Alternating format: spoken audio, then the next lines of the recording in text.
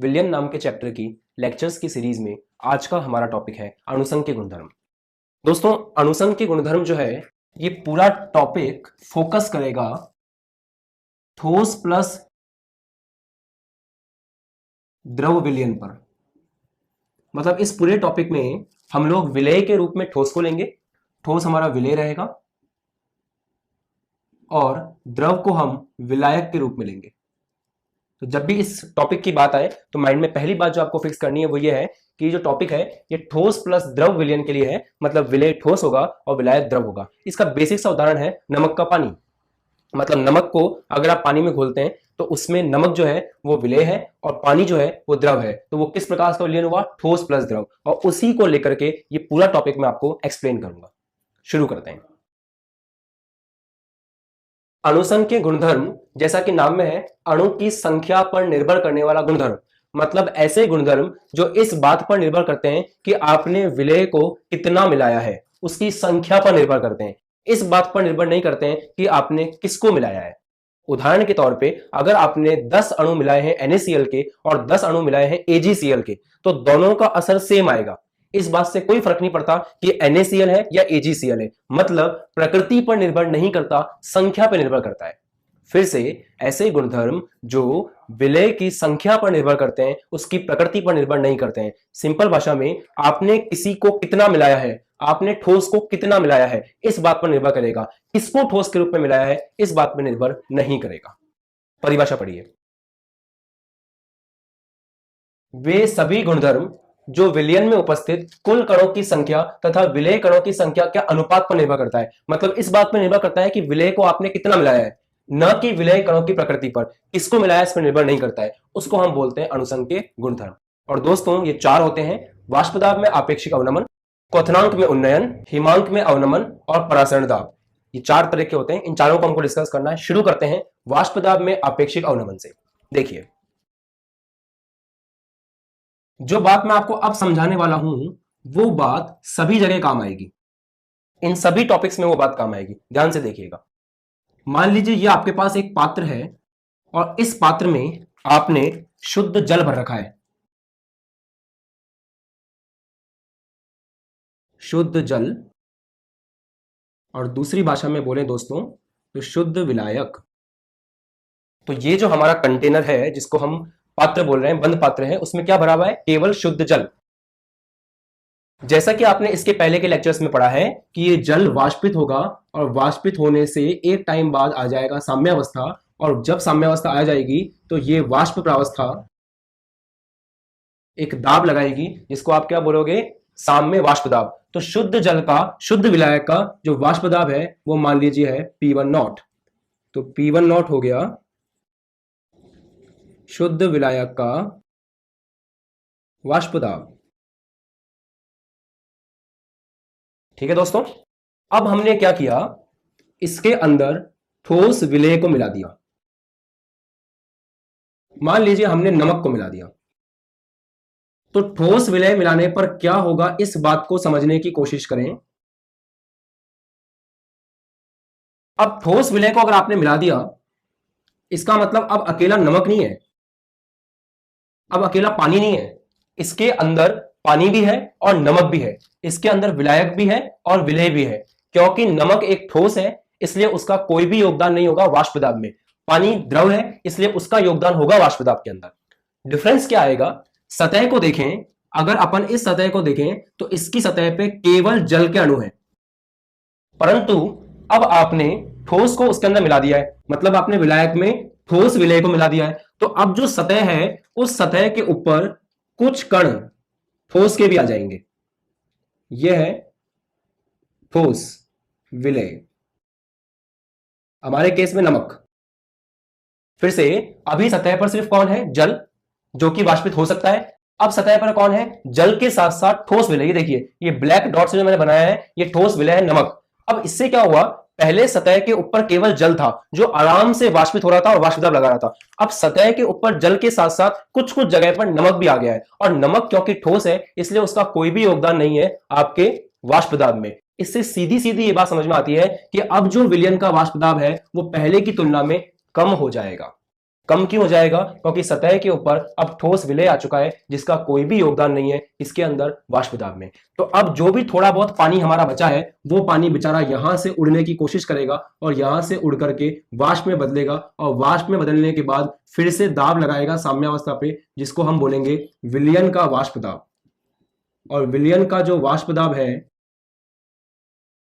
उसको हम बोलते हैं P1। तो विलयन का जो वाष्प दाब है P1 वो डेफिनेटली कम आएगा किससे? शुद्ध विलायक के वाष्प दाब से। क्या कारण है इसके पीछे? फिर से समझ लीजिए, बहुत इंपॉर्टेंट है, इसके बिना ये कुछ समझ में नहीं आना आपके।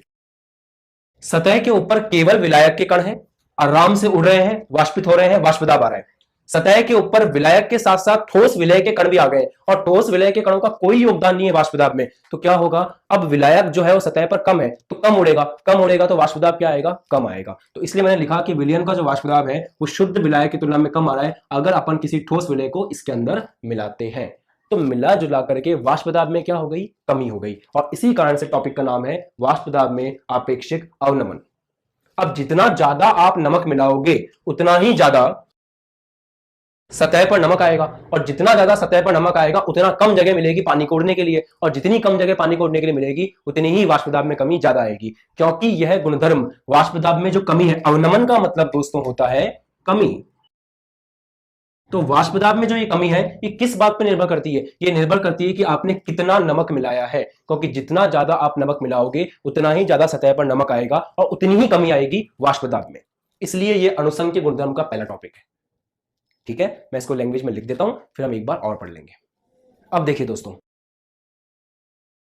किसी विलायक का विलयन में वाष्प दाब, विलायक का विलयन में वाष्प दाब ठोस अवाष्पशील विलय को मिलाने पर, ठोस मतलब NaCl, अवाष्पशील मतलब जो कि वाष्पित नहीं हो सकता, तो ठोस अवाष्पशील विलय, इसका एग्जांपल हो गया यहाँ पे NaCl, को मिलाने पर कम हो जाता है। मतलब जल का विलयन के अंदर जो वाष्प दाब है वो ठोस अवाष्पशील विलय, मतलब ऐसा विलय जो कि ठोस है और उड़ नहीं सकता, वाष्पित नहीं हो सकता, जैसे कि नमक, उसको मिलाने पर जल का वाष्प दाब विलयन में कम हो जाता है और इसको हम क्या बोलते हैं? वाष्प दाब का अवनमन। और अवनमन फिर से समझ लें, अवनमन का मतलब होता है कमी। आगे, अवनमन का कारण, विलयन की सतह पर, जो विलयन की सतह है, विलयन की सतह पर विलय तथा विलायक दोनों के अणु उपस्थित होते हैं। मतलब NaCl के अणु भी होते हैं और जल के अणु भी होते हैं। अतः सतह का विलायक अणुओं द्वारा घिरा हुआ भाग कम रह जाता है। यहां देखिए, यहां पे विलायक ने पूरी सतह का भाग घेर रखा है, जबकि यहां पर विलायक द्वारा सतह का घिरा हुआ भाग कम हो गया क्योंकि उसकी जगह पे कौन आ गया? ठोस विलय। इसके कारण सतह को छोड़कर जाने वाले विलायक अणुओं की संख्या भी घट जाती है क्योंकि यहां से जो सतह को छोड़कर जाने वाले विलायक अणु है वो कम होंगे क्योंकि इधर रास्ते में कौन आ जाएगा? NaCl। अतः विलायक का वाष्प दाब भी कम हो जाता है। परिणाम स्वरूप दिए गए ताप पर विलयन का वाष्प दाब शुद्ध विलायक के वाष्प दाब से कम हो जाता है। दिए गए तापमान पर विलयन का वाष्प दाब शुद्ध विलायक के वाष्प दाब से कम हो जाता है। लिंक करेंगे, बहुत आसान लगेगा। विलायक के वाष्प दाब में जो कमी है, जो विलायक के वाष्प दाब में कमी आ रही है वो विलयन में उपस्थित अवाष्पीय विलय की मात्रा पर निर्भर करती है। जितना ज्यादा नमक को आप मिलाओगे उतना ज्यादा वाष्प दाब में कमी आएगी क्योंकि सतह पे कौन आ जाएगा? नमक आ जाएगा, न कि उसकी प्रकृति पर। आप नमक की जगह अगर किसी और ठोस को मिलाओगे, अगर मात्रा सेम है तो सेम इफेक्ट आपको देखने को मिलेगा, सेम इफेक्ट आपको देखने को मिलेगा। अब दोस्तों कुछ छोटे मोटे डेरिवेशन कर लेते हैं अपन। मान लो x1 जो है वो है विलायक का मोल अंश, x2 जो है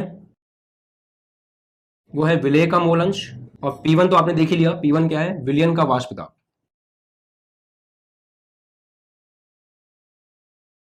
तो अगर सोचें कि विलयन का वाष्प दाब P1 किस पर निर्भर कर रहा है, तो विलयन का वाष्प दाब P1 इस बात पर निर्भर करेगा कि कितना विलायक है, क्योंकि विलय का तो कोई योगदान है ही नहीं, विलय तो ठोस है। तो विलयन का वाष्प दाब पूरी तरह से किस पर निर्भर करेगा? विलायक के मोल अंश पे। विलायक का मोल अंश आपको यह बताएगा कि विलायक कितना है विलयन में, और जितना ज्यादा विलायक होगा विलयन में उतना ज्यादा वो अब उड़ेगा और वाष्प दाब लगाएगा, क्योंकि विलय का तो कोई रोल है ही नहीं। वैसे अपन ने द्रव वाले विलयन में क्या किया था? दोनों के वाष्प दाब को जोड़ दिया था कुल निकालने के लिए, पर यहां पे जरूरत नहीं पड़ेगी क्योंकि एक हमारे जो भाई साहब है नमक, उनका कोई योगदान ही नहीं है। तो पूरी तरह से वाष्प दाब की सारी जिम्मेदारी विलयन के किस पे आ गई? विलायक पे आ गई। तो मैं ये बोल सकता हूं दोस्तों कि P1 जो कि विलयन का वाष्प दाब है वो निर्भर करेगा कि कितना विलायक बचा है, मतलब x1 पर। तो विलयन का जो वाष्प दाब है वो विलायक के मोल अंश पर निर्भर करता है, क्योंकि विलय का कोई भी रोल वाष्प दाब में नहीं है, क्योंकि वो क्या है, ठोस है। यहां से जब ये हटेगा तो एक कांस्टेंट आएगा जो कि है P1 नॉट x1। अब मैं क्या कर रहा हूं, P1 नॉट माइनस कर रहा हूं लेफ्ट में भी और P1 नॉट माइनस कर रहा हूं राइट में भी। कंफ्यूज मत होना, मैंने इधर भी P1 नॉट माइनस कर दिया, इधर भी P1 नॉट माइनस कर दिया। ऐसा कर सकते हैं हम, दोनों तरफ सेम चीज कर सकते हैं। तो मैंने यहां भी P1 नॉट माइनस कर दिया, यहां भी P1 नॉट माइनस कर दिया। उससे क्या हुआ देखना, ये चीज क्या है, ये है शुद्ध विलायक का वाष्प दाब, शुद्ध विलायक का वाष्प दाब P1 नॉट, ये है विलयन का वाष्प दाब P1। तो ये क्या होगा, ये होगा वाष्प दाब में कमी।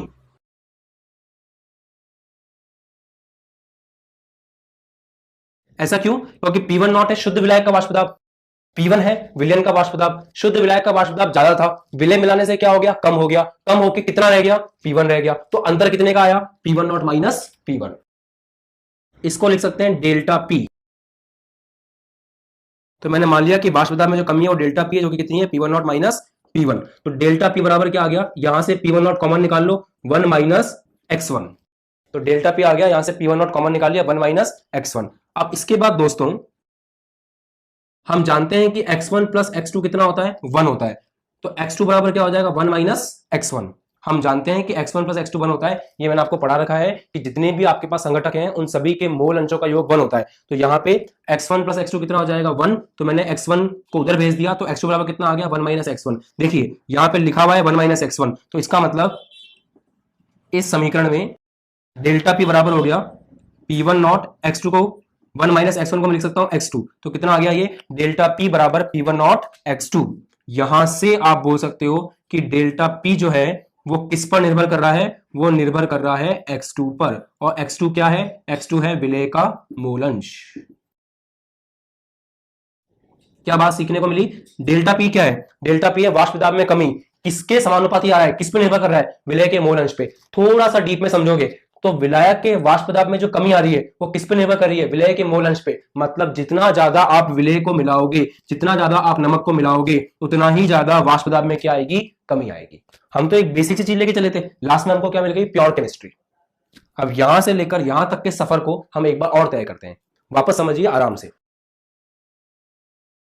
P1 क्या है, P1 है विलयन का वाष्प दाब। विलयन में वाष्प दाब लगाने के लिए दो लोग हैं, विलय और विलायक। अब क्योंकि विलय ठोस है इसलिए सारी की सारी जिम्मेदारी किस पे आ गई, विलायक पर। क्योंकि विलय ठोस है इसलिए सारी की सारी जिम्मेदारी किस पे आ गई, विलायक पर। तो विलयन का वाष्प दाब जो है वो विलायक के मोल अंश के क्या हो गया, समानुपाती। उस बात को मैंने लिख दिया कि P1 समानुपाती है x1 के। यहां से जैसे ये समानुपाती का चिन्ह हटा, क्या आया, एक कांस्टेंट। कांस्टेंट क्या है, P1 नॉट। P1 नॉट क्या है, शुद्ध विलायक का वाष्प दाब। अब मैंने P1 नॉट माइनस किया लेफ्ट में भी और P1 माइनस किया राइट में भी। इसको देखिए, यह है शुद्ध विलायक का वाष्प दाब P1 नॉट, ये क्या है, विलयन का वाष्प दाब। तो अगर मैं P1 नॉट में से P1 को माइनस करूं तो कितनी वाष्प दाब में कमी आई है, नमक को मिलाने से वो चीज आ जाएगी। तो इसका मतलब P1 नॉट माइनस P1 क्या है, वाष्प दाब में कमी। तो P1 नॉट माइनस P1 को अपने लिख दिया डेल्टा P। इधर P1 नॉट कॉमन आ गया, 1 माइनस x1। हम जानते हैं कि अगर आपने विलयन में दो लोगों को मिलाया है तो उन दोनों के मोल अंश का योग कितना आता है, 1 आता है। तो यहां पर दो लोग हैं x1 और x2, तो इन दोनों के मूल अंश का योग आ गया 1। तो यहां से x2 बराबर कितना आ गया, 1 माइनस x1। तो मैंने 1 माइनस x1 को यहां पे लिख दिया x2। अब इधर एक और चीज समझाई मैंने आपको, वो देखिए डेल्टा P क्या है, डेल्टा P है वाष्प दाब में कमी। किस पे निर्भर कर रही है, x2 पे। x2 क्या है, विलय का मोल अंश। इसका मतलब ये हुआ कि वाष्प दाब में जो कमी है वो किस पे निर्भर करती है, विलय के मोल अंश पे। जो कि बात भी सही है, जितना ज्यादा आप विलय को मिलाओगे उतना वो सतह पे ज्यादा आएगा, जितना वो सतह पे ज्यादा आएगा उतनी ही वाष्प दाब में क्या होगी, कमी होगी। ठीक बात है। तो वाष्प दाब में जो कमी है वो विलय के मूल अंश के क्या है, समानुपाती। और न्यूमेरिकल्स के लिए जो फॉर्मूला काम में आएगा, डेल्टा P को ये रहने दीजिए, P1 नॉट को नीचे ले आइए। तो delta P upon P1 not बराबर x2। x2 क्या है, विलय का मूल अंश। इस फॉर्मूले को याद रखें, ये फॉर्मूला आपके न्यूमेरिकल्स में काम आएगा। ठीक बात है। तो बस इस टॉपिक का यही अंत होता है, वाष्प दाब का, अवनमन का, फर्स्ट वाले का। इस टॉपिक में मोटी मोटी बात आपको याद रखनी है, वो मैं रिवाइज कर देता हूं। पहली बात, अगर आप एक शुद्ध विलायक में ठोस विलय को मिलाओगे तो शुद्ध विलायक की सतह पे आ जाएगा ठोस विलय, जिसके कारण उसका उड़ना कम हो जाएगा, विलायक का वाष्पित होना कम हो जाएगा। तो विलायक के वाष्प दाब में जो है बाद में कमी आ जाएगी। और पहले वाला वाष्प दाब ज्यादा है, बाद वाला वाष्प दाब कम है, क्योंकि बाद में जो सतह है उस सतह पर विलायक के अणुओं के स्थान पर नमक आ चुका है, ठोस विलय आ चुका है, जिसका कोई योगदान नहीं है वाष्प दाब में। और इसी को हम बोलते हैं वाष्प दाब में आपेक्षिक अवनमन। मतलब कभी भी आप पानी के अंदर अगर नमक को मिलाओगे तो पानी के वाष्प दाब में कमी आएगी। फिर से मैं स्टेटमेंट बोल रहा हूं, याद रखना, अगर कभी भी नमक को आप पानी में मिलाओगे तो पानी के वाष्प दाब में कमी आएगी।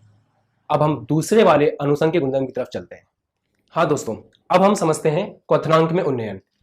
देखिए, इस वीडियो को देखने से पहले मैं आपसे ये आशा करता हूं कि इसके पहले के जितने भी वीडियो हैं वो आपने देख रखे हैं, क्योंकि मेरी टीचिंग स्टाइल का इंपॉर्टेंट पार्ट ये होता है कि मैं एक वीडियो, एक लेक्चर को दूसरे लेक्चर से लिंक करता हूं। तो अगर आपने पहले के लेक्चर्स को देख रखा है तभी आपको ये लेक्चर अच्छे समझ में आएगा। अगर पहले के लेक्चर्स नहीं देख रखे हैं तो दोस्तों फिर कुछ ना कुछ ऐसी चीज होगी जो रह जाएगी। तो मेरा आपसे निवेदन है कि सीक्वेंस में सारे वीडियोस को देखें। मैंने आपको इसके पहले के 2-3 लेक्चर्स में पढ़ाया है कि क्वथनांक क्या होता है। क्वथनांक दोस्तों वह तापमान होता है जिस तापमान पर एक द्रव का वाष्प दाब वायुमंडलीय दाब के बराबर हो जाता है। मतलब जैसे ये जो है वायुमंडलीय दाब का लेवल है,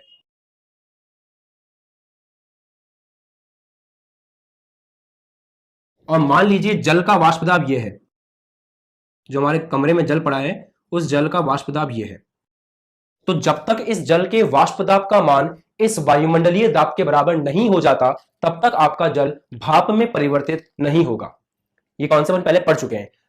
किसी का भी वाष्प दाब कैसे बढ़ा सकते हैं? किसी का भी वाष्प दाब बढ़ाने के लिए आपको उसके अंदर तापमान बढ़ाना पड़ता है। अगर हम जल का तापमान बढ़ाते हैं, पानी को गर्म करते हैं, तो जैसे जैसे जैसे जैसे हम तापमान बढ़ाते आते हैं वैसे वैसे जल का वाष्प दाब बढ़ता जाता है और 100 डिग्री सेंटीग्रेड पर आपका जो जल है उसका वाष्प दाब किसके बराबर हो जाता है? वायुमंडलीय दाब के। और हम ये बोलते हैं कि हमारे जल का जो वाष्प दाब है वो 100 डिग्री पर वायुमंडलीय दाब के बराबर हुआ है। इसका मतलब 100 डिग्री जो है वो जल का क्वथनांक है। क्वथनांक वह बिंदु है जब किसी द्रव का वाष्प दाब वायुमंडलीय दाब के बराबर हो जाता है। अगर मैं बात करूं जल की तो ऐसा 100 डिग्री पे होता है, बट मैं बात करूं किसी भी द्रव की तो मान लेते हैं वो तापमान है TB नॉट। तो TB नॉट क्या है? T स्टैंड फॉर टेम्परेचर, तापमान, B stand for boiling point, क्वथनांक, नॉट का मतलब शुद्ध। तो शुद्ध द्रव का क्वथनांक है ये। तो जल था, शुद्ध द्रव था, हमने उसका तापमान बढ़ा करके कहा ले गया उसको वायुमंडलीय ताप के बराबर, और उस पॉइंट पर उसने उबलना शुरू कर दिया, गैसीय अवस्था में बदलना शुरू कर दिया। अब क्या होगा यदि मैं जल के अंदर नमक को मिला दूं?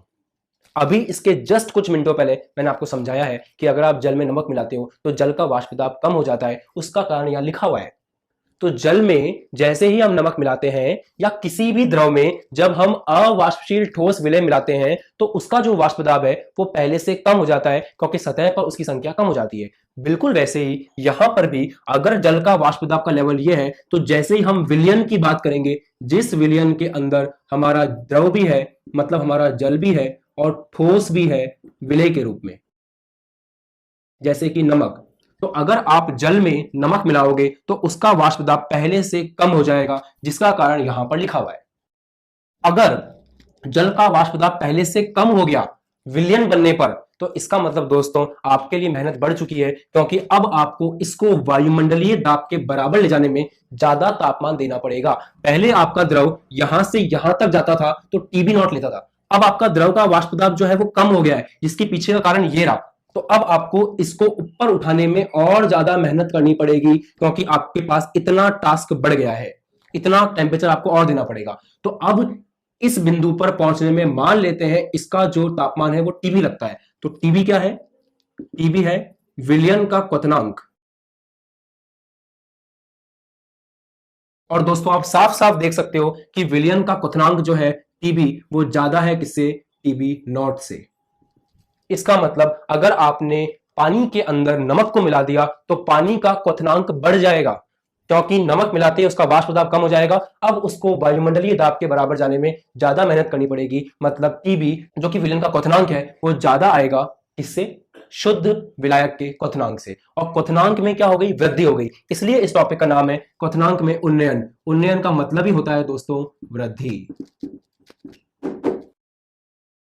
ठीक है, इसीलिए दोस्तों आप लोगों ने अपने घर में देखा होगा कि मम्मी जब भी सब्जी को पकाती है या कोई भी चीज को उबालती है तो उसमें थोड़ा सा नमक डाल देते हैं।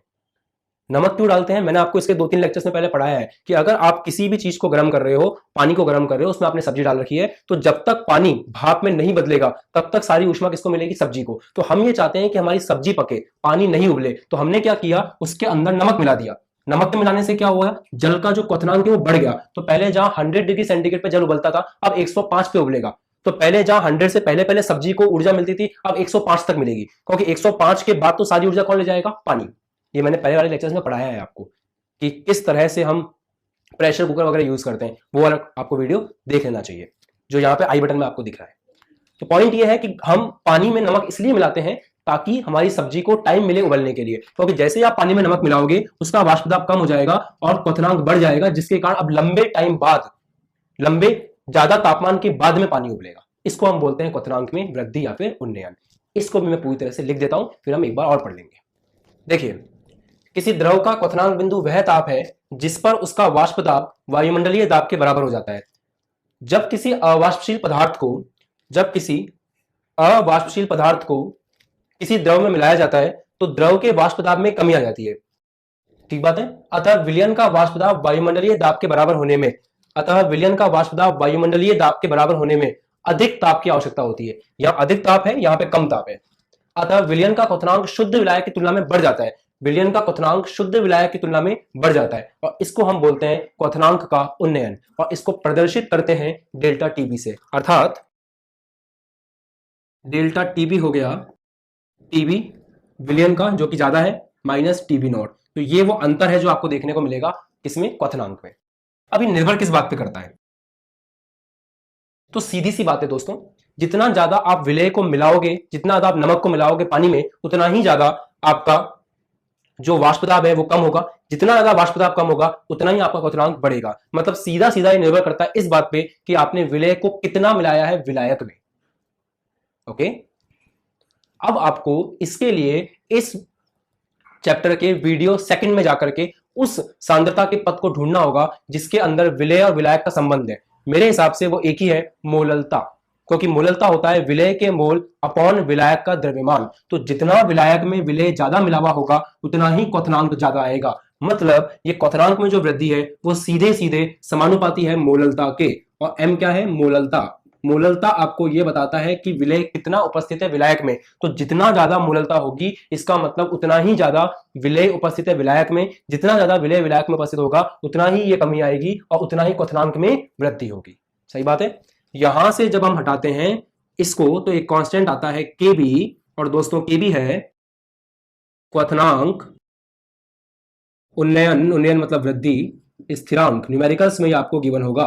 और बस याद रखें कि स्मॉल एम क्या है? स्मॉल एम है मोललता, इसको नहीं भूलना है। तो डेल्टा टी बराबर क्या आ गया? Kb into M. जब मैं न्यूमेरिकल्स आपको करवाऊंगा तब इस स्मॉल एम के बारे में हम और बात करेंगे। बस अभी आपको इतना याद रखना है कि स्मॉल एम को हमने क्यों लिया, क्योंकि जितनी वृद्धि होगी वो इस बात पर निर्भर करेगी कितना विलय को मिलाया है विलायक में, और कितना विलय मिलाया है विलायक में वो आपको कौन बताता है? मोललता बताती है। और मोललता का सूत्र होता है विलय के मोल अपॉन विलायक का द्रव्यमान केजी में। जब न्यूमेरिकल्स करवाऊंगा तो इसके बारे में हम और बात करेंगे। अभी हम फिलहाल एक ग्राफ देखते हैं। ये ग्राफ आपको अपने एनसीईआरटी बुक में मिल जाएगा टॉपिक के बाद। उस ग्राफ को मैं एक्सप्लेन कर रहा हूं। मित्रों, इस ग्राफ में इस अक्ष पर है दाब और इस अक्ष पर है तापमान। बहुत इंटरेस्टिंग ग्राफ है और लोग ग्राफ को रटवा देते हैं। मैं चाहता हूं कि ग्राफ समझो। पूरा ग्राफ मैं आपको एक्सप्लेन करूंगा, ध्यान से देखिएगा। सबसे पहले y अक्ष में कौन है? दाब है, ठीक, वाष्प दाब। और x अक्ष में कौन है? तापमान है।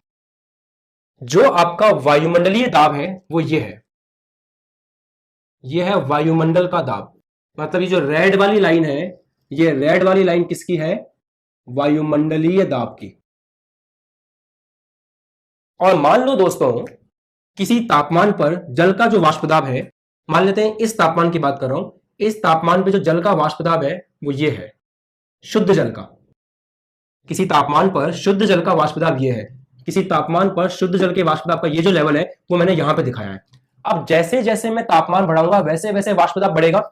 जैसे जैसे मैं इस अक्ष पे आगे जाऊंगा तापमान बढ़ेगा, तो जैसे जैसे मैं इस अक्ष पे आगे बढ़ूंगा वैसे वैसे शुद्ध जल का वाष्प दाब भी बढ़ेगा। देखो, जैसे जैसे मैं तापमान को बढ़ा रहा हूं वैसे वैसे शुद्ध जल का वाष्प दाब बढ़ रहा है, बढ़ रहा है, बढ़ रहा है, बढ़ रहा है। इस पॉइंट पर आकर शुद्ध जल का वाष्प दाब वायुमंडलीय दाब के बराबर हो गया। मतलब इस टेम्परेचर पे, इस तापमान पे आपका शुद्ध जल उबलना शुरू कर देगा। मतलब इसके संगत जो भी तापमान है वो क्या है, शुद्ध द्रव का क्वथनांक। मतलब ये क्या हुआ आपका TB0। मैं इसको भी रफ कर देता हूं। तो यहां पे क्या है, TB0, और ये क्या है मेरे दोस्त, शुद्ध विलायक। अब देखिए, अब अगर आपने शुद्ध विलायक में नमक मिला दिया तो उसका वाष्प दाब कम हो गया। तो इसी तापमान पर, जिस तापमान पे शुद्ध विलायक का वाष्प दाब ये था, इससे कम आएगा किसका, विलयन का, क्योंकि आपने उसमें नमक मिला दिया और नमक के मिलाने से वाष्प दाब क्या हो जाता है, कम हो जाता है। तो इस तापमान पे शुद्ध विलायक का ये था, तो उससे क्या आएगा, कम आएगा विलयन का। अब आप तापमान बढ़ाए जा रहे हो, मतलब ये जो पॉइंट है ना, ये पॉइंट इसको शो कर रहा है। तो अब आप विलयन में तापमान बढ़ा रहे हो, बढ़ा रहे हो, बढ़ा रहे हो, बढ़ा रहे हो, बढ़ा रहे हो, और यहां पर आकर के वो किसके बराबर हुआ, वायुमंडलीय दाब के। तो इसके संगत जो भी तापमान है वो तापमान क्या है, यहां से यहां तक पहुंचने में जो आपको लगा वो तापमान है। और सीधा सीधा आप देख सकते हो कि यहां से यहां तक है TB, और यहां से यहां तक है TB0, जो साफ साफ ये शो करता है कि TB ज्यादा है किससे, TB0 से। मतलब जो आपका विलयन है, उस विलयन का क्वथनांक ज्यादा आया है किससे, विलायक से। ये बात ग्राफ में भी दिखती है। और ये है अंतर, तो ये जो चीज है ये है डेल्टा TB। आई होप आपको ग्राफ समझ में आया है। ये शुद्ध विलायक का पॉइंट हो गया, आप तापमान बढ़ा रहे हो, बढ़ा रहे हो, बढ़ा रहे हो, यहां पे जाके टच किया, ये हो गया शुद्ध विलायक का क्वथनांक। शुद्ध विलायक का वाष्प दाब विलयन के वाष्प दाब से अधिक है, विलयन का कम है, तो हमने नीचे से स्टार्ट किया, तो उसको वहां मिलने में ज्यादा टाइम लगा, मतलब टेम्परेचर जो है उसका ज्यादा है, और ये जो है वो टेम्परेचर का अंतर है, जिसको हम बोलते हैं क्वथनांक में वृद्धि, क्वथनांक में उन्नयन। तो ये था दोस्तों दूसरा वाला अणुसंघ के गुणधर्म, क्वथनांक में उन्नयन। अब हम तीसरा देखते हैं, हिमांक में अवनमन। अब देखते हैं दोस्तों अगला अणुसंघ के गुणधर्म, जिसका नाम है हिमांक में अवनमन। हिमांक में अवनमक नाम के टॉपिक को समझने से पहले आपको यह समझना पड़ेगा कि हिमांक क्या होता है। इंग्लिश में बोलें तो ये होता है फ्रीजिंग पॉइंट। मतलब कोई भी द्रव जिस तापमान पर जमता है, ठोस में बदलता है, उसको अपन क्या बोलते हैं, हिमांक बोलते हैं। अब स्टैंडर्ड डेफिनेशन क्या है, सुनिए।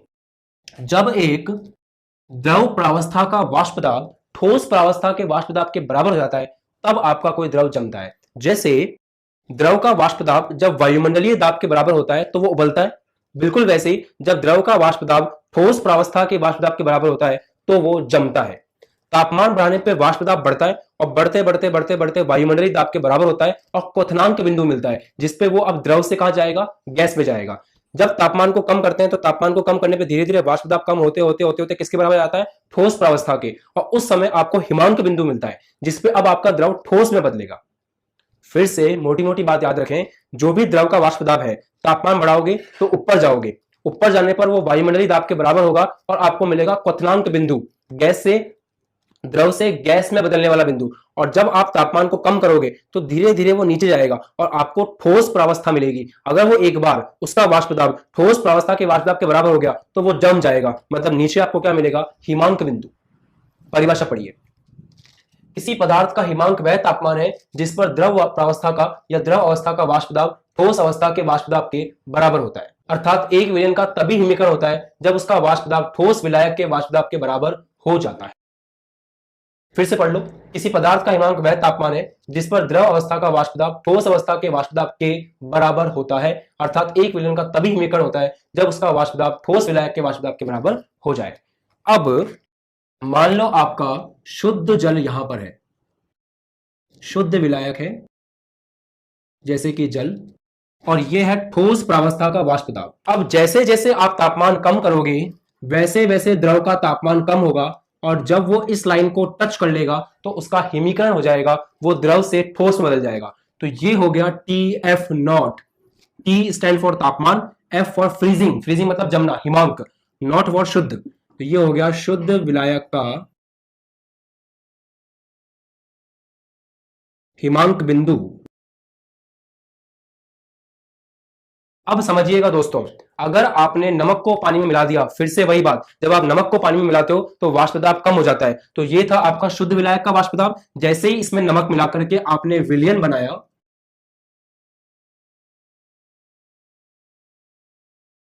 तो विलयन मिलाते ही वाष्प दाब क्या हो गया, कम हो गया, जिसके पीछे की कहानी आप पहले पढ़ चुके हो। तो शुद्ध विलायक में ठोस विलायक को मिलाते ही उसका वाष्प दाब कम हो गया, तो हमारा काम तो आसान हो गया। अब हमको सिर्फ इतना सा तापमान कम करना है ताकि वो किसके बराबर हो जाए, ठोस अवस्था के। तो ये आपका है TF, जो कि है विलयन का हिमांक बिंदु, और ये विलयन का हिमांक बिंदु कम है किससे, TF नॉट से।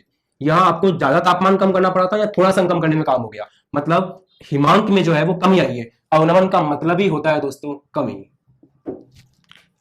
ठीक बात है, फिर से देख लो एक बार। ये आपका शुद्ध जल है, ये ठोस प्रावस्था है। इतना तापमान कम करने पे आप उसको जमा पा देते, मतलब उसको हिमीकृत कर पा देते। तो इतना तापमान कम किया तो ये हो गया उसका हिमांक बिंदु। जैसे आपने पानी में नमक को मिलाया, वाष्प दाब कम हो गया, तो अब नीचे जाने में क्या होगी, आसानी होगी। मतलब जो हिमांक बिंदु है वो अब इतना सा है, पहले इतना आया था। तो इसका मतलब जब हम आपके शुद्ध विलायक में विलय को मिलाते हैं तो हिमांक बिंदु कम हो जाता है। थ्योरी को पढ़ लेते हैं। जब किसी अवाष्पशील विलय को विलायक में घोलते हैं तो विलयन का वाष्प दाब कम हो जाता है, अतः विलयन विलायक से कम ताप पर जमता है। हिमांक में कमी को हिमांक का अवनमन कहते हैं और इसे हम डेल्टा TF से प्रदर्शित करते हैं। तो यहां पे अगर आपको डेल्टा TF निकालना हो तो वो क्या होगा, कौन ज्यादा है, TF नॉट ज्यादा है। तो TF नॉट कौन कम है, TF, तो TF नॉट माइनस TF, ये हो गया आपका डेल्टा TF। अब वही बात कि ये डेल्टा TF किस बात पर निर्भर करता है, तो डेल्टा TF इस बात पर निर्भर करता है कि आपने कितना विलय को मिलाया है विलायक के अंदर, और एक विलय विलायक में कितना उपस्थित है ये एक ही सांद्रता के पद से आता है जो कि आपका है मोललता। तो इसका मतलब डेल्टा TF भी किस पर निर्भर करता है, मोललता पे। आप कंफ्यूज हो सकते हो कि इसके पहले वाले टॉपिक में डेल्टा TF TB जो था, आप थोड़ा कंफ्यूज हो सकते हो कि इसके पहले वाले टॉपिक में भी डेल्टा TB एम पे निर्भर कर रहा था, तो वहां भी सेम चीज थी, यहां भी सेम चीज है, क्योंकि वहां भी विलय की मात्रा पर निर्भरता थी, यहां भी विलय की मात्रा पर निर्भरता है। अंतर किस बात का है, अंतर यह है कि वहां पे कांस्टेंट आया था KD, यहां पे कांस्टेंट आएगा KF, F फॉर फ्रीजिंग, और इसका नाम है हिमांक में कमी का स्थिरांक, हिमांक में अवनमन का स्थिरांक, हिमांक अवनमन स्थिरांक।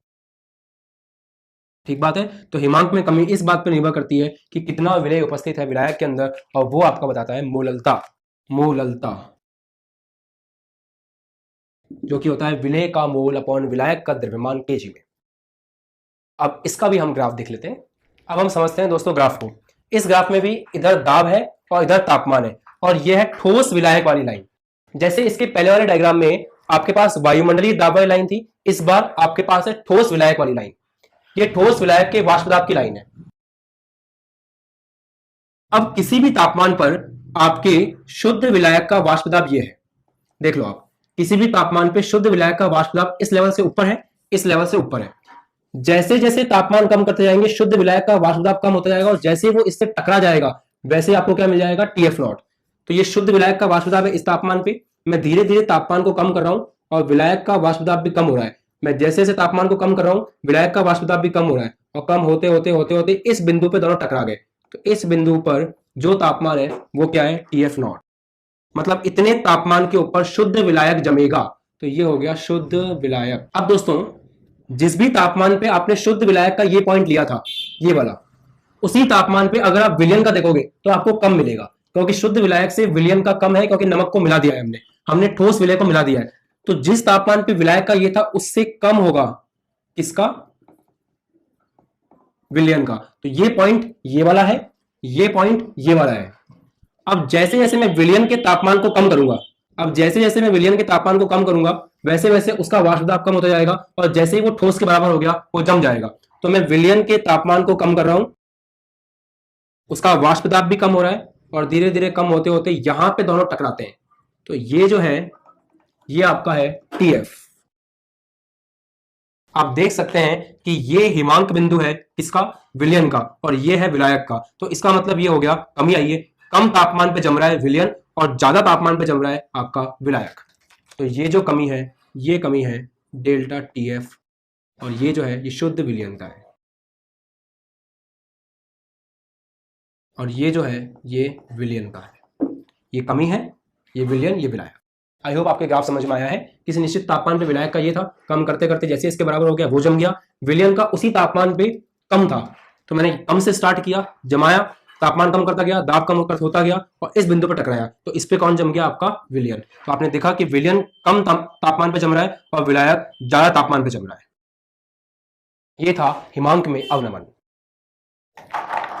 अब अगर मैं आपको शॉर्ट में तीनों एक साथ रिवाइज करवाऊं तो सीधी सी बात है, आपका जो विलायक है वो विलायक की सतह होती है, वो वाष्पित होता है, दाब लगाता है, उसको बोलते हैं शुद्ध विलायक का वाष्प दाब।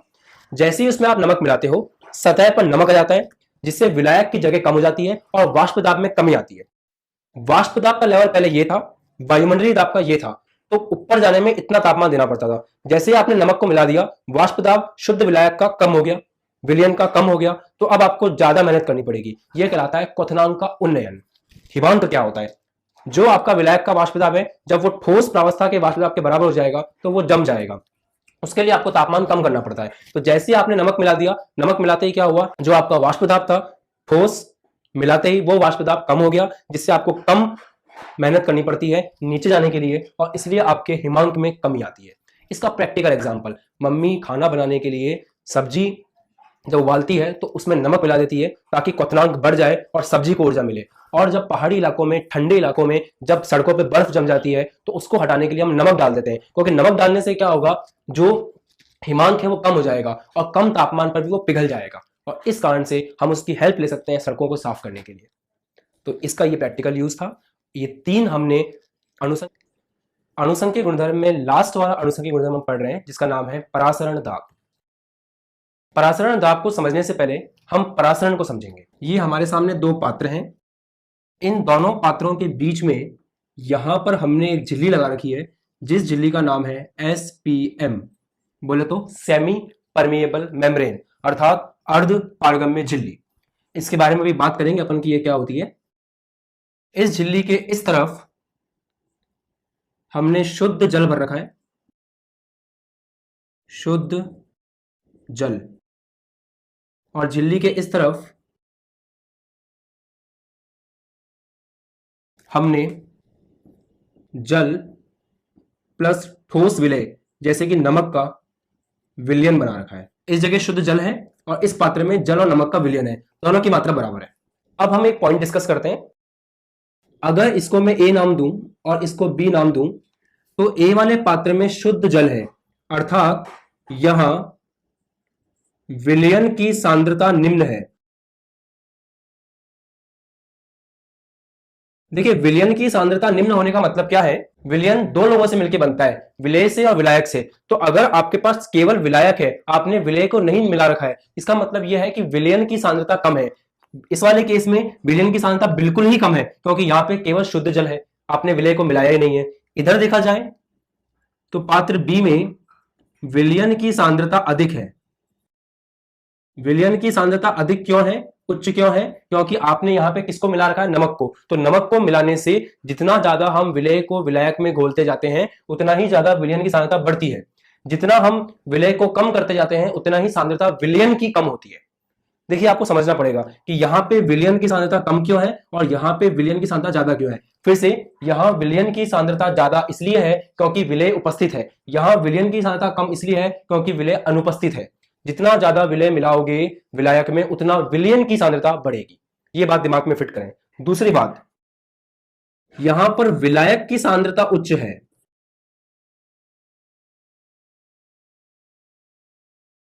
क्योंकि यहां पे विलायक ज्यादा है। यहां विलायक की सांद्रता बोलो या मात्रा बोलो तो भी चलेगा, यहां विलायक की मात्रा या हम विलायक की सांद्रता की बात करें तो वो निम्न है। इन दोनों बातों में कंफ्यूजन अगर आपको हुआ तो डेफिनेशन में भी कंफ्यूज हो गए। फिर से सुन लीजिए, यहां पर केवल विलायक उपस्थित है, मतलब विलायक की सांद्रता ज्यादा है। इधर विलायक कम है क्योंकि विलय मिल चुका है। भाई सिंपल सी बात है, यहां जो भी सैंपल है उन सब में पूरी तरह से विलायक है, तो विलायक की सांद्रता उच्च है। यहां पे विलायक प्लस विलय दोनों है, तो विलय के आ जाने से विलायक की मात्रा में कमी हो गई, मतलब उसकी सांद्रता क्या हो गई, निम्न हो गई। परंतु अगर विलयन की बात करें तो यहां पे विलयन की सांद्रता निम्न है, क्योंकि विलयन की सांद्रता इस बात पे देखी जाती है कि आपने कितना विलय मिला रखा है। क्योंकि इसमें विलय नहीं है इसलिए विलयन की सांद्रता निम्न है, इसमें विलय है इसलिए विलयन की सांद्रता उच्च है। तो अगर कहीं पर विलय ज्यादा होता है तो विलयन की सांद्रता उच्च होती है, विलायक की निम्न होती है। कहीं पे अगर विलय कम होता है या नहीं होता है तो विलयन की सांद्रता निम्न होती है और विलायक की उच्च होती है। अब सुनिए, ये जो एसपीएम है, ये एसपीएम कहलाती है अर्ध पारगम्य झिल्ली, अर्धपारगम्य झिल्ली ऐसी झिल्ली होती है जो अपने में से होकर केवल विलायक के अणु को गुजरने देती है। मतलब इस झिल्ली में से केवल विलायक का अणु जा सकता है, विलेय इसके अंदर से नहीं गुजर सकता। अगर अपन देखें तो हर प्लांट में, हर पौधे में और मनुष्यों में, जानवरों में, सब में, कोशिकाओं में ये अर्धपारगम्य झिल्ली होती है। बायो में आपने पढ़ा होगा। और अगर अपन इसको लैब में बनाएं तो ये फिनॉल पोटेशियम फेरोसाइनाइड इस तरह के जो आपके केमिकल है उससे भी झिल्ली बन सकती है। बस खास बात क्या है, ये झिल्ली अपने में से सिर्फ किसको गुजरने देती है? विलायक को। इसमें से विलेय नहीं गुजर सकता। तो अब सोचिए विलायक कहां पर ज्यादा है? तो विलायक यहां पर ज्यादा है। कहां पर कम है? विलायक यहां पर कम है। तो विलायक क्या चाहेगा? विलायक ये चाहेगा कि वो जहां पर ज्यादा है वहां से उस तरफ जाए जहां पर वो कम है। क्योंकि दोस्तों हमेशा प्रकृति का नियम है, जो चीज जहां पर ज्यादा है वो वहां से उस जगह जाती है जहां वो कम है। तो आप देखिए विलायक के अणु यहां पर ज्यादा है, यहां पर कम है। यहां पर ज्यादा क्यों है? क्योंकि शुद्ध पानी है। यहां पे कम क्यों है? क्योंकि पानी के अंदर नमक मिल गया है। तो अगर मान लो मैंने 100 ml सैंपल लिया तो ये 100 ml पूरी तरह से पानी है, जबकि यहां पे अपन 100 ml लेंगे तो उसमें पानी प्लस नमक दोनों है। तो दोनों का मिक्स होने के कारण पानी 100 से कम हो गया। मतलब पानी इधर ज्यादा है उधर कम है। तो पानी कहां से कहां जाएगा? पानी विलयन ए से विलयन बी में जाएगा। तो विलायक का अपनी उच्च सांद्रता से निम्न सांद्रता की तरफ इस तरह से अर्धपारगम्य झिल्ली से होते हुए जाना यह कहलाता है परासरण। और अगर इसको दूसरी भाषा में कहें, विलयन के संदर्भ में बोले, तो विलयन के संदर्भ में पानी कहां से कहां जा रहा है? विलयन के संदर्भ में पानी जा रहा है विलयन की निम्न सांद्रता से विलयन की उच्च सांद्रता की ओर। अब बच्चे यहीं पे कंफ्यूज होते हैं कि कुछ बुक्स में लिखा है उच्च से निम्न, कुछ में लिखा है निम्न से उच्च। सही क्या है? दोनों ही सही है। बस आपको बात को गहराई से समझना है। मैं फिर से एक बार एक्सप्लेन कर रहा हूं, ध्यान से देखिए। इस जगह पर केवल पानी है। पानी मतलब विलायक। अगर केवल पानी है तो विलायक की सांद्रता उच्च हो गई। यहां पे विलय नहीं है तो विलयन की सांद्रता निम्न हो गई, क्योंकि अगर विलय नहीं होता है तो विलयन की सांद्रता कम होती है। यहां पे आपने पानी मिला दिया, यहां पर आपने नमक मिला दिया, तो नमक के मिलाने से विलयन की सांद्रता बढ़ गई, क्योंकि विलय को जैसे जैसे अपन मिलाते जाते हैं विलयन की सांद्रता बढ़ती जाती है। परंतु विलायक की क्या हो गई? कम हो गई, क्योंकि उतने ही सैंपल में यहां केवल विलायक था, अब उतने ही सैंपल में यहां पर विलायक भी है और विलय भी है। प्रकृति का नियम है कि जो चीज जहां ज्यादा है वहां से उस जगह जाती है जहां पर वो कम हो। तो यहां पे जल ज्यादा है तो वो कहां जाएगा? जहां पे जल कम हो। अब परिभाषा बनाने वाले दो तरह से बनाते हैं। जल तो यहां से यहां जा रहा है। अब परिभाषा बनाने वाले दो तरह से कैसे बनाते हैं कि जल ए से बी में जा रहा है, मतलब जल अर्थात विलायक अपनी उच्च सांद्रता से निम्न सांद्रता की तरफ जा रहा है। ये स्टेटमेंट भी सही है। अब क्योंकि जल इधर से इधर जा रहा है तो इसके आधार पर देखो तो जल विलयन की निम्न सांद्रता से विलयन की उच्च सांद्रता की ओर जा रहा है। ये स्टेटमेंट भी सही है। दोनों अपनी जगह पे सही है। इसलिए बुक्स में आपको दोनों लिखे हुए मिलते हैं कि वह प्रक्रिया जिसमें विलायक के अणु मतलब जल, विलायक के अणु कम सांद्रण वाले विलयन से, कम सांद्रण वाले विलयन से अधिक सांद्रण वाले विलयन में, अधिक सांद्रण वाले विलयन में अर्धपारगम्य झिल्ली से होकर प्रवाहित होते हैं। अर्धपारगम्य झिल्ली से होकर प्रवाहित होते हैं, परासरण कहलाती है। इस प्रक्रिया को अपन क्या बोलते हैं? परासरण बोलते हैं। अब आगे और दूसरी भाषा में विलायक का अपनी उच्च सांद्रता से निम्न सांद्रता की ओर अर्धपारगम्य झिल्ली से होकर बहना, गमन करना क्या कहलाता है? परासरण कहलाता है। तो आप चाहें तो इसको ऐसे भी डिफाइन कर सकते हैं, विलयन के संदर्भ में और विलायक के संदर्भ में। दोनों ही परिभाषाएं अपने आप में सही हैं। उसके बाद अर्धपारगम्य झिल्ली के बारे में लिखा है कि अर्धपारगम्य झिल्ली, जिसको इंग्लिश में अपन बोलते हैं सेमी परमेबल मेम्ब्रेन, और सेमी का एस ले लो, परमेबल का पी ले लो, मेम्ब्रेन का एम ले लो, तो शॉर्ट में बन गया मित्रों एसपीएम। अपने में से होकर केवल विलायक के अणुओं को गुजरने देती है, विलेय के अणुओं को गुजरने नहीं देती है। प्रकृति में प्रत्येक वनस्पति एवं जंतु में एसपीएम पाई जाती है, और जैसे मैंने आपको बताया कि केमिकल फॉर्म में ये इस फॉर्म में होती है और सेलिफोन की बनी होती है संश्लेषित झिल्ली। ये होगी बात एसपीएम की। इंपॉर्टेंट क्या है? इंपॉर्टेंट यह है कि परासरण का मतलब होता है कि जो जल है वो अपनी उच्च सांद्रता से निम्न की तरफ जा रहा है और विलयन के संदर्भ में निम्न से उच्च की तरफ जा रहा है। ठीक बात है। अब हम पढ़ते हैं दोस्तों परासरण दाब। देखिए जल का स्वतः प्रवाह किस तरफ हो रहा है? ए से लेकर बी तक। तो अगर अपन देखें तो जल का स्वतः प्रवाह कहां से कहां हो रहा है? ए से बी की तरफ हो रहा है। तो जल अपने आप ए से बी तक जा रहा है, इधर से इधर जा रहा है। तो मैं किस तरफ दाब लगाऊं कि जल के इस प्रवाह को रोक सकूं? अब आप सोचिए, परासरण के कारण जल ए से बी की तरफ जा रहा है। अगर मुझे जल के प्रवाह को लेफ्ट टू राइट रोकना है तो मुझे किस तरफ दाब लगाना पड़ेगा, सोच के देखते हैं। जल ए से बी की तरफ जा रहा है, अगर मैंने यहां पर दाब लगा दिया तो जल की गति तेज हो जाएगी, रुकेगी नहीं। जल इधर से इधर जा रहा है, मैंने इधर दाब लगाया तो जल की गति धीमी हो जाएगी। मतलब अगर आप इस तरफ दाब लगाते हैं तो जल का प्रवाह ए से लेकर बी तक रुक सकता है। जल अपने आप अपनी उच्च सांद्रता से निम्न सांद्रता की तरफ ए से बी जा रहा है, एसपीएम से होता हुआ। अगर आपने इधर दाब लगा दिया तो आप आने वाले जल के प्रवाह को रोक सकते हैं। तो दोस्तों, परासरण के प्रक्रम को रोकने के लिए हम जितना भी दाब लगाते हैं उसको हम बोलते हैं परासरण दाब। और परासरण दाब वो दाब होता है जिसपे परासरण की प्रक्रिया रुक जाती है। मैं फिर से आपको आसान शब्दों में एक्सप्लेन करता हूं। जल की गति अपनी अधिक सांद्रता से निम्न सांद्रता की तरफ स्वतः होती है, स्वतः मतलब अपने आप होती है, एसपीएम से होती हुई। इस गति को कहते हैं परासरण। जल का अपनी उच्च सांद्रता से निम्न सांद्रता की तरफ जाना, विलायक का अपनी उच्च सांद्रता से निम्न सांद्रता की तरफ जाना, यह कहलाता है परासरण। परासरण को रोकने के लिए हम इधर जितना भी दाब लगा रहे हैं वो दाब कहलाएगा परासरण दाब। परासरण की प्रक्रिया को रोकने के लिए जो दाब लगाया जाता है उस दाब को हम क्या कहते हैं, परासरण दाब। और परासरण दाब एक अणुसंख्यक गुणधर्म है, क्योंकि जितना ज्यादा आप यहां पर नमक मिलाओगे उतना ही ज्यादा इधर और इधर की सांद्रताओं में अंतर आएगा। जितना ज्यादा अंतर आएगा उतनी ही तेजी से जल बहेगा, जितनी तेजी से जल बहेगा उतना ही ज्यादा आपको दाब लगाना पड़ेगा। मतलब ये परासरण दाब इस बात पर निर्भर कर रहा है कि आपने कितना विलेय को मिला रखा है विलायक के अंदर, और जो भी संख्या पर निर्भर करता है वो गुणधर्म कहलाता है अनुसंख्यक गुणधर्म। इसलिए परासरण दाब अपने आप में एक अनुसंख्यक गुणधर्म है। अब हम इसकी परिभाषा लिखते हैं। परासरण दाब वह दाब जो परासरण की प्रक्रिया को रोक देता है, परासरण दाब कहलाता है। तो परासरण दाब वो दाब था जिसने परासरण की प्रक्रिया को रोक दिया था। वह, या फिर ऐसे भी बोल सकते हैं, वह अतिरिक्त दाब जो विलायक के प्रवाह को रोकता है परासरण दाब कहलाता है। तो विलायक का जो स्वतः प्रवाह था उसको रोकने के लिए आपने जो भी दाब लगाया वो क्या कहलाता है, आपका परासरण दाब। अब ये परासरण दाब किन बातों पर निर्भर करता है? तो परासरण दाब जिसको हम पाई से शो करते हैं वो निर्भर करता है दो चीजों पर।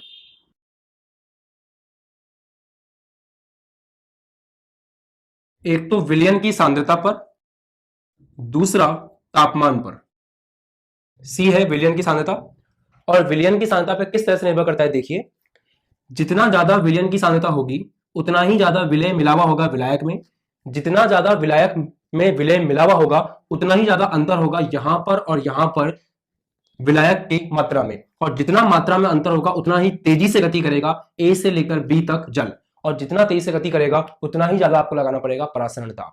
फिर से, अगर सांद्रता सी ज्यादा है तो इधर विलय ज्यादा होगा, ज्यादा विलय होगा तो दोनों द्रवों में जो अंतर है जल का वो अंतर भी ज्यादा होगा। अंतर अगर ज्यादा होगा तो यहां से यहां जल का प्रवाह तेजी से होगा, उसको रोकने के लिए आपको दाब भी ज्यादा लगाना पड़ेगा। तो सीधी सीधी बात है कि सांद्रता सी के समानुपाती होता है पाई, जितना सी ज्यादा उतना ही पाई ज्यादा। दूसरी निर्भरता है ताप पर। देखिए, जब तापमान ज्यादा होता है तो जो विलायक के अणु यहां से वहां गति कर रहे हैं उनकी गतिज ऊर्जा भी बढ़ जाती है, क्योंकि तापमान बढ़ने पर निकाय की ऊर्जा बढ़ती है। तो अगर तापमान को बढ़ाओगे तो जल के अणु इधर से इधर तेजी से गति करेंगे, तेजी से गति करेंगे तो परासरण तीव्र होगा, और अगर परासरण तेज होगा तो उसको रोकने के लिए आपको दाब भी ज्यादा लगाना पड़ेगा। अर्थात तापमान ज्यादा होता है तो परासरण दाब भी ज्यादा होता है। समीकरण 1 और 2 को अगर जोड़ दें तो पाई आ रहा है समानुपाती सी और टी दोनों के। यहां से एक कांस्टेंट आता है आर, तो याद ऐसे कर लेते हैं सी आर टी, और आर यहाँ पे विलयन स्थिरांक है, और इस स्थिरांक का मान आपको न्यूमेरिकल में गिवन होता है। आर के दो मान हैं, एक है 0.0821 जिसकी मात्रक है लीटर एटमॉस्फेरिक, दूसरा है और 0.083 litre bar mole inverse kelvin inverse. Depend करता है आप किस मात्रक में चल रहे हो। अगर आप एटमॉस्फेरिक में दाब देख रहे हो तो मात्रक ये होगा, इस मात्रक में मान ये होगा, और अगर आप बार में देख रहे हो दाब तो उस मात्रक में मान ये होगा। ये न्यूमेरिकल्स में हम लोग देख लेंगे, इसको लेके परेशान होने की जरूरत नहीं है। बस इतना याद रखें कि आर जो है वो अपने आप में यहाँ पर क्या एक स्थिरांक है। बस जो समझने वाले पॉइंट थे वो दो ही थे। पहला पॉइंट ये था कि सांद्रता के समानुपाती होता है, दूसरा पॉइंट तापमान के भी समानुपाती होता है। और पाई बराबर आता है सीआरटी। सी है विलयन की सांद्रता, जो न्यूमेरिकल्स में बेसिकली मोलरता होगी, मोलरता, विलय के मोल अपॉन विलयन का आयतन लीटर में। ठीक है दोस्तों, तो ये हमने डिस्कस किया परासरण दाब। अब हम देखते हैं प्रतिलोम परासरण। दोस्तों अब डिस्कस करते हैं प्रतिलोम परासरण। देखिए यहां पर आपका शुद्ध जल भरा हुआ है, इधर हमने टैप लगा रखा है, टैप मतलब नल, और इधर आपका विलयन भरा हुआ है। विलयन में दो लोग होंगे, विलेय प्लस विलायक।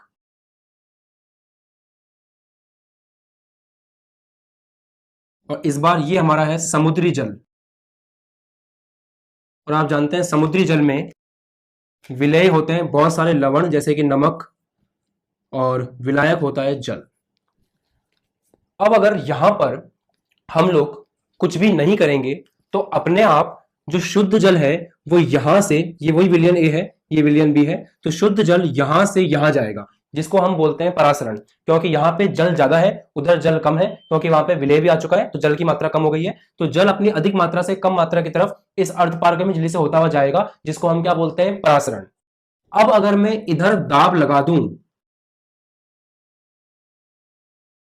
परासरण दाब के बराबर, इस दाब के बराबर, इस दाब के बराबर, तो जल का प्रवाह ए से बी की तरफ रुक जाएगा।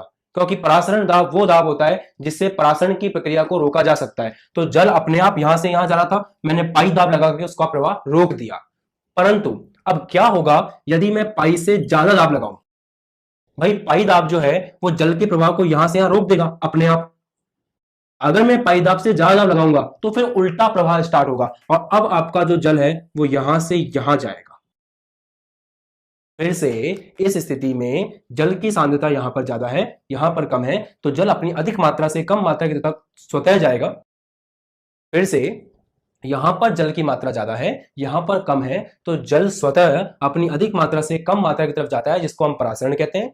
इस जगह पर अगर मैं पाई के बराबर दाब लगाऊं तो मैं जल के प्रवाह को रोक सकता हूं, और अगर पाई से ज्यादा दाब लगाऊंगा तो मैं जल का उल्टा प्रवाह स्टार्ट कर सकता हूं, और इसी को बोलते हैं प्रतिलोम परासरण। पढ़िए, यदि विलयन पर परासरण दाब से अधिक दाब लगा दिया जाए, यदि विलयन पर परासरण दाब से अधिक दाब लगा दिया जाए तो परासरण की दिशा बदल सकती है, और इसी को हम क्या बोलते हैं, प्रतिलोम परासरण।